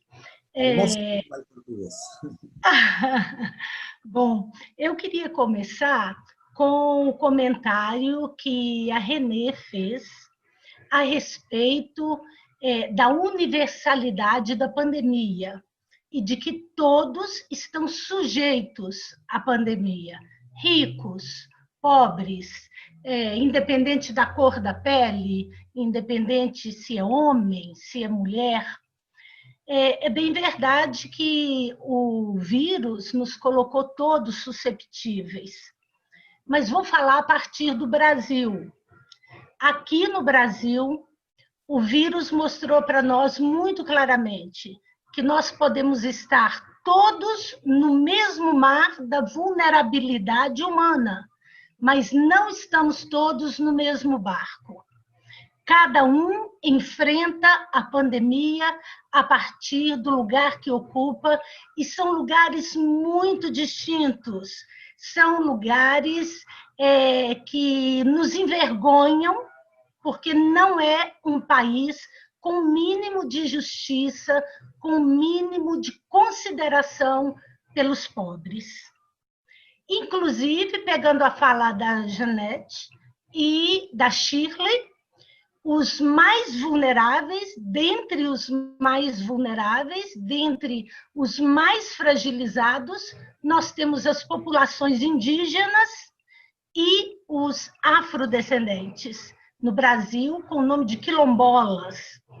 São populações que estão sendo exterminadas pelo vírus, porque nós temos no poder um governo completamente necrófilo e um governo completamente alucinado, anticientífico, antirracional, que é completamente contra os pobres e que está aproveitando da pandemia para fazer verdadeiro genocídio no país. Infelizmente, as populações indígenas estão sendo dizimadas e com elas suas culturas, porque morre o pajé, morre o líder e com eles morre toda a tradição que os jovens ainda não puderam aprender. Infelizmente, a igreja e a fé cristã foram pegas de surpresa, tanto quanto toda a população. E nós não tínhamos preparado o nosso povo com uma espiritualidade encarnada para enfrentar o momento. E a espiritualidade que reina num país majoritariamente católico e completamente cristão, praticamente, é uma espiritualidade de morte. É a espiritualidade baseada na teologia do medo, que oprime as populações e legitima a morte e que legitima o poder dos grandes sobre os pequenos.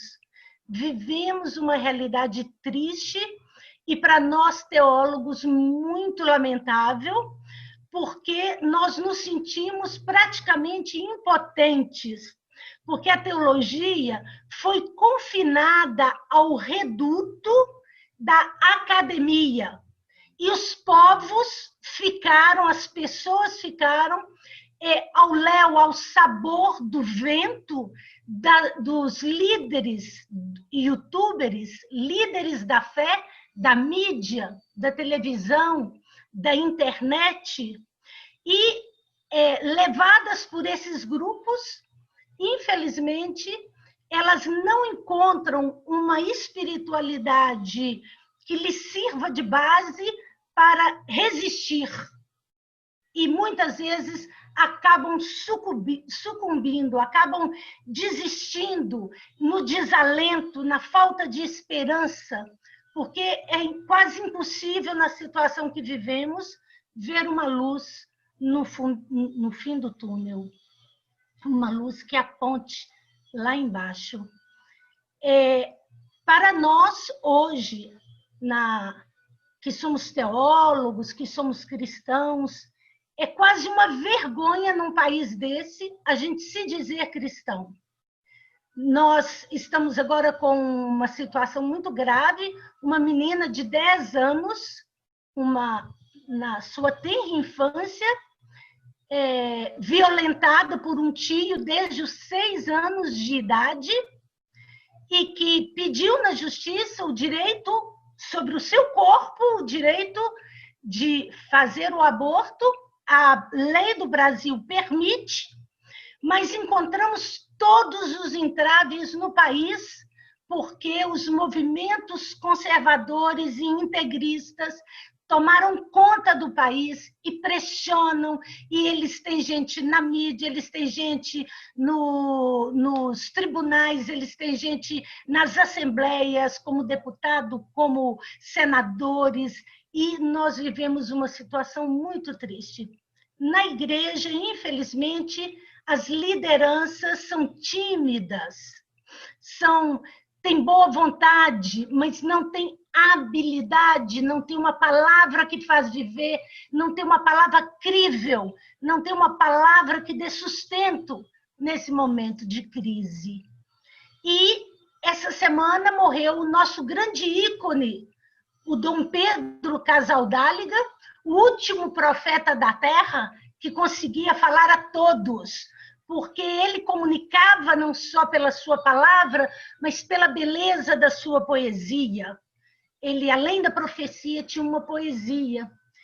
Então, fico impressionada quando escuto vocês falando, me enriqueço e bebo do que vocês dizem e me alegro por ouvi-los, mas choro copiosamente a situação do meu país.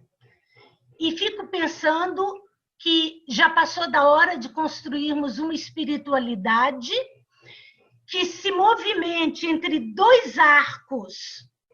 O arco da interioridade, da aceitação das pessoas, como disse o Pablo, da pessoa não precisar mais ser invisível, uma espiritualidade que afirme a sua subjetividade, uma religião, uma fé que seja afirmadora das identidades e não que seja negadora das identidades, porque hoje a religião cristã no meu país nega a subjetividade, ela nega as identidades.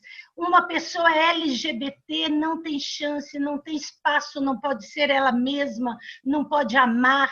Um negro não pode cultuar os seus ancestrais, não pode ter a sua identidade, não pode ter o seu linguajar, ele tem que mudar de gramática, ele tem que ter outro universo existencial, isso sem falar nos índios, nos pobres, nas mulheres. é uma situação muito triste, porque a fé não tem colaborado para a afirmação das identidades. Ela tem sido negadora das identidades. E no outro arco, na outra ponta do arco, ela também não tem ajudado no trabalho da cidadania, da defesa dos direitos humanos. Então, nós temos dois extremos que precisam se unir com um arco aí, e nós não conseguimos fazê-lo.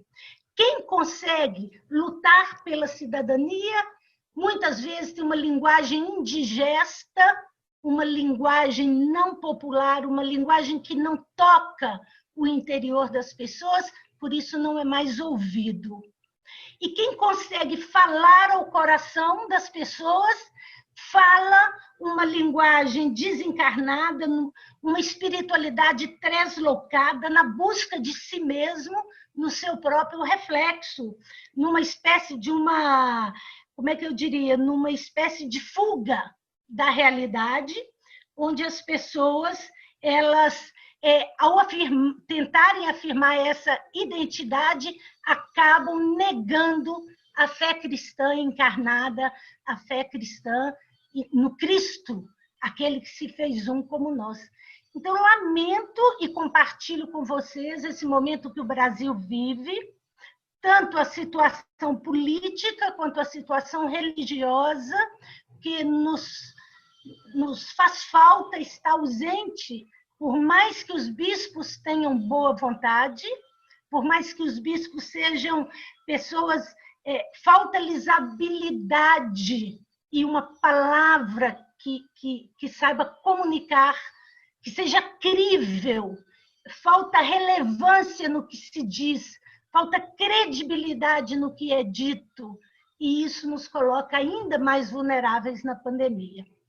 Eu agradeço muito a vocês por poder participar com vocês e contribuir um pouco, contando como que o Brasil vive um momento de muitas dores, de 106 já passamos o número de 106 mil mortos pela Covid-19, com uma maioria esmagadora de pobres, de indígenas e de negros, de população de rua, de presidiários completamente sem seus direitos respeitados, enquanto que os ricos fazem verdadeiras UTIs dentro de suas casas para se pouparem da doença. É uma situação muito deprimente. Eu espero que o país de vocês consiga viver com tudo isso melhor. E eu compartilho com o que o Pablo disse, né? Nós não botamos expectativa de que um recurso técnico, científico, como a vacina, venha resolver esses males, porque o mal é muito maior. Nós, inclusive, tememos pela volta da normalidade, porque nós não queremos que volte à normalidade. Ela é cruel demais, ela é muito desigual e nós não sabemos o que fazer. Nós esperamos em Deus, né, que a espiritualidade nos dê força nessa afirmação da subjetividade e nessa luta pelo direito do outro. Muito obrigada a vocês, viu? Muchas gracias, Solange. Realmente Brasil nos duele a todos. Bolivia, que va a hablar René ahora también. Esta realidad trágica que, citando a Arguedas, el mundo es ancho y ajeno, ya no es ancho, pero sigue siendo muy ajeno. Y realmente esta construcción de lenguaje que tú decís que comunique y empodere desde otro lugar es sustantivo.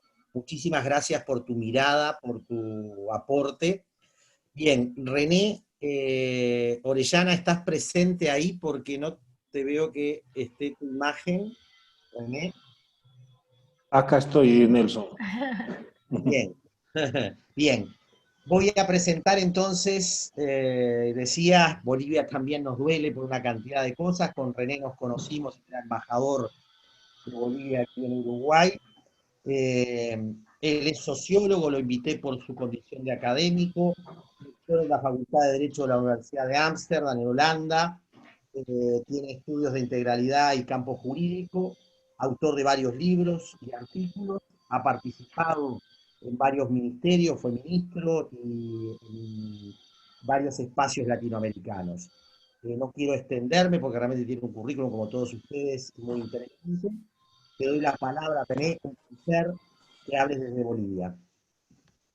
Gracias a todos ustedes, Nelson, a todos los hermanos y hermanas que nos ven. Tengo una señal muy bajita, por eso bajé la imagen. Por ahí, si se me va la señal, me disculpan, quito la imagen para que puedan escucharme. Hemos aprendido mucho hoy de tantos lugares del mundo y me inspira muchos comentarios, sobre todo la última participación de la amiga Solange, por supuesto de Shirley, de Janet, de René, de Pablo y todos los compañeros, Feliciano, también Nicolás. Comentarles que comparto, ¿no?, este sentimiento que nos explica Solange sobre el autoritarismo como una gran oportunidad que tienen sobre todo grupos de poder para aprovecharse de la oportunidad de construir un arquetipo, un prototipo de conducta en un contexto de contención, cuarentena, encerramiento, aislamiento de las poblaciones, de las familias. Un arquetipo que promueve el individuo aislado, separado, porque junto es peligroso.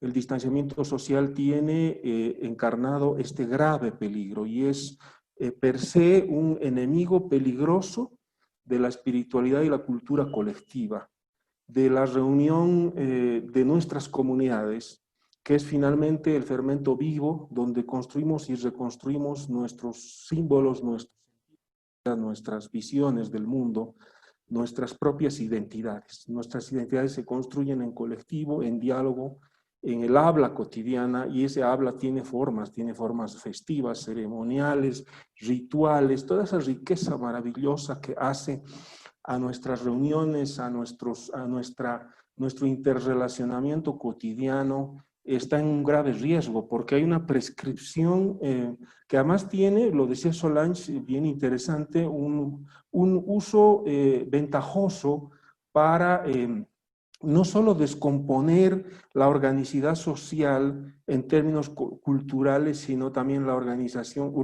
política que está vinculada a esa nuestra cultura, y me remito también a las exposiciones de Shirley y Janet, sobre todo por los movimientos comunitarios indígenas, campesinos, comunidades negras, en fin, que más allá de lo cultural reivindican desde su identidad, con su identidad, la movilización social. Hoy es peligroso reunirse.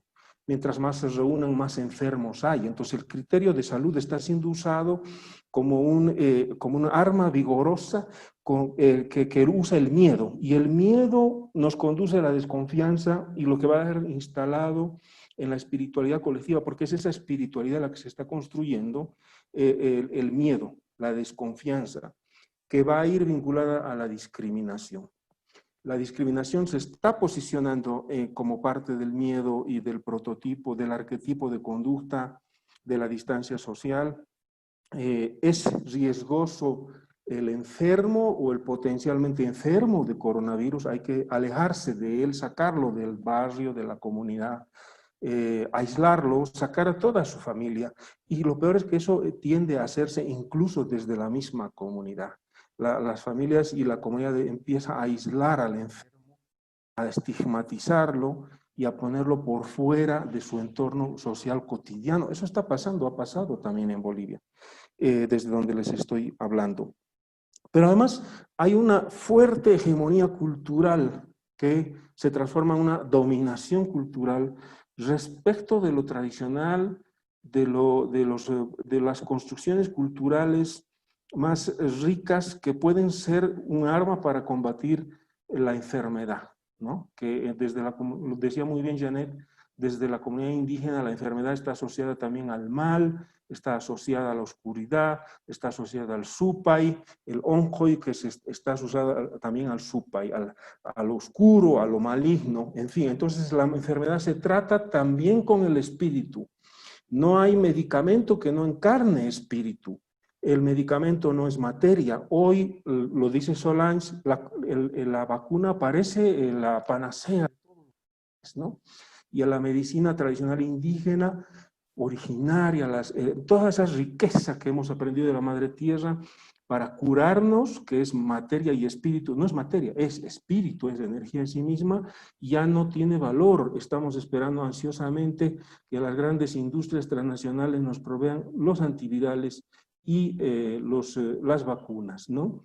Y la vacuna está aquí entre nosotros. Ahorita veía también que en China el 92% de los enfermos de COVID están acudiendo a hospitales de medicina tradicional. Aquí en Bolivia muchos indígenas campesinos dicen que se están curando con su medicina tradicional. Qué pena no logramos hacer hospitales de medicina tradicional acá para romper el monopolio ideológico de la medicina occidental, que también es un monopolio de conglomerados y corporaciones políticas, ¿no? Desde la industria de medicamentos hasta incluso los sindicatos de operadores médicos que tienen una visión de la medicina y de la cura. ¿Qué peligro que tenemos si el miedo a reunirnos se instala en nuestras sociedades? Vamos a dejar de bailar, de reír, de contarnos cuentos, de hablar. Decía la UNESCO que hacia el año 2100 estima que perderemos la mitad de los 6.000 idiomas del mundo. Imagínense cuánto perdemos si dejamos de hablarnos por miedo a enfermarnos, ¿no? El enemigo del habla, y con el habla y con la lengua y el lenguaje vamos a perder una riqueza maravillosa de nuestras culturas. Otro proceso que estamos viviendo, y lo leo también en la exposición de varios amigos, de la amiga René, nos estamos deshabitando, y estamos deshabitando los espacios que cargamos de simbolismo y energía. Aquellos cerros, aquellas iglesias, aquellas montañas, aquellos lagos donde llané del agua, de aquellos bosques donde estaban nuestros quilombos, todo aquello que cargábamos de energía, que no son cosas, son lugares tan plenos de historia, de vida, de antepasados, los estamos deshabitando porque tenemos miedo a vernos, porque tenemos que embozarnos y cubrirnos la cara para no contagiarnos, ¿no? Estamos deshabitando nuestras iglesias, estamos deshabitando nuestros lugares sagrados, y al deshabitarlos nos deshabitamos porque nos vaciamos de toda esa tradición. Los niños que hoy crecen con nosotros ya no tendrán esas tradiciones y ritos, esas ceremonias que practicábamos allí en fechas específicas. En estos días en Cochabamba, que es donde yo vivo, yo siempre, y muchos de nosotros, todos por cientos de miles, marchábamos rumbo a una montaña donde apareció una virgen indígena, y que tiene el don de darnos prosperidad. Hoy está vacía esa montaña. Está prohibido, además, moverse. Hay una persecución, hay un miedo sobre esto, ¿no? Y este proceso de deshabitarnos nos va a uniformizar en el pensamiento y en la sociedad, en la conducta de vida. Nos va a quitar esa energía vital que es la cultura. La cultura crece dialogando y bailando juntos. Nos va a quitar la oportunidad de amar, el amor que tiene tantas diversidades de expresión cultural, y todas las formas de amor van a ir pereciendo y convirtiéndose también enfilándose o armonizándose, entre comillas, a prototipos de conducta social y de relacionamiento individual y de aislamiento, evitando la colectividad. Qué oportunidad tan maravillosa para que florezcan los autoritarismos. En ese contexto el autoritarismo crece, el autoritarismo racista, el autoritarismo machista también crece en ese contexto, ¿no? El machismo se combate en interrelación cultural. El clasismo y la discriminación y el racismo se combate con valores. Los valores se hablan y se dicen, y si no hablamos y no nos comunicamos, si no bailamos, los vamos a perder. Esa es la interpretación que tengo de todo lo que han dicho, y los felicito por su exposición. Bueno, muchas gracias, René. Estos diálogos globales comenzaron con la idea de esta interdisciplinariedad que ponga bajo sospecha esa racionalidad técnica que ustedes han cuestionado, que nos dé un lenguaje en el que podamos interpretar, analizar y reflexionar, no solo para dentro de la academia donde está originado esto, como bien planteaban, sino con la realidad, con todos los procesos que estamos viviendo. quedan muy pocos minutos. Yo le pedía a Shirley, que ella es poeta, si quería darnos un poema, pero como no me contestó en privado, lo planteo en público. Porque me parece mejor para cerrar que una idea más cada uno, no vamos a aportar mucho más, me parece, y realmente Shirley tiene una fuerza para expresar en la poesía, que le doy la palabra a ella y con eso luego nos despedimos. Muchas gracias. Realmente no vi pero no, bueno, sí, de rotundamente negra, pero el que tú creas conveniente. No, yo con mucho gusto y muchas gracias. Y termino con rotundamente negra, que tal vez no muy apropiado para el evento, pero siempre es apropiado. La poesía es sanadora y nos ha sanado, nos ayuda mucho a nosotras mujeres negras, a nosotras mujeres en general. Así que yo voy con mi rotundamente negra. Y dice así: me niego rotundamente a negar mi voz, mi sangre y mi piel. Me niego rotundamente a dejar de ser yo, a dejar de sentirme bien cuando miro mi rostro en el espejo, con mi boca rotundamente grande y mi nariz rotundamente hermosa y mis dientes rotundamente blancos y mi piel valientemente negra. Y me niego categóricamente a dejar de hablar mi lengua, mi acento y mi historia. Y me niego absolutamente a ser parte de los que se callan, de los que temen, de los que lloran, porque me acepto rotundamente libre, rotundamente negra, rotundamente hermosa. Muchas gracias. Gracias, realmente.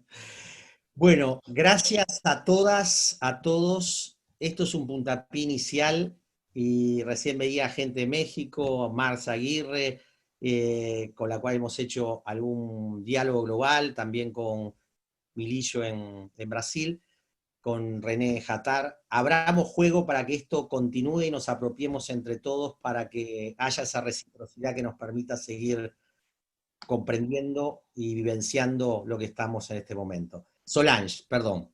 Nelson, só uma correção. Solange do Carmo e não do Campo. Tienes razón, disculpas. Nenhum problema, só uma correção. Vamos a corregir. Grata, viu? Bueno, gracias. Bueno. Hasta luego. Hasta luego. Hasta luego. Hasta la próxima. Un abrazo. Chao a todas, Gracias. a todos. Abraço a todos. A todos. Um prazer, viu, gente? Obrigada. Adiós, gracias. Muito obrigado. Adeus. Adeus. Cadê?